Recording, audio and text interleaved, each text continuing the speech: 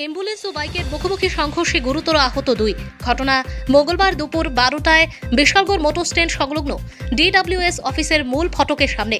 জানা যায়, TR03B0814 নম্বরের একটি অ্যাম্বুলেন্স শান্তিরবাজার জেলা হাসপাতাল থেকে রোগী নিয়ে আগরতলা জেবিপি হাসপাতালে নিয়ে যাওয়ার পথে বিশালগড় মোটর স্ট্যান্ড সংলগ্ন ডিডব্লিউএস অফিসের সামনে আসতেই অপর দিক থেকে TR07A8842 নম্বরের একটি পালসার বাইক দ্রুত গতিতে বিশালগড় থেকে জাঙ্গালিয়া উদ্দেশ্যে যাওয়ার পথে নিয়ন্ত্রণ হারিয়ে অ্যাম্বুলেন্সের সাথে সংঘর্ষ ঘটে। বাইক ও অ্যাম্বুলেন্সের সংঘর্ষে বাইক চালক রাস্তায় ছিটকে পড়ে যায় এবং অ্যাম্বুলেন্সটি রাস্তার পাশে ড্রেনে উল্টে যায়। ঘটনাস্থলে আহত হয় বাইক চালক পলাশ রায়, অপরদিকে আহত হয় অ্যাম্বুলেন্সে থাকা পরিমল নম।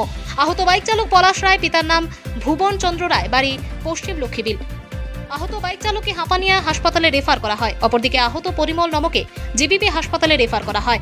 জানা যায়, আহত পরিমল নম, পিতার নাম ললিত মোহন নম, বাড়ি জুলাইবাড়ি। এ নিয়ে বিস্তারিত জানার বিশালগড় মহকুমা হাসপাতালে কর্তব্যরত চিকিৎসক Chandini Debbarma. Bureau report, নির্মহল TV. কি হয়েছিল আজকে এখানে?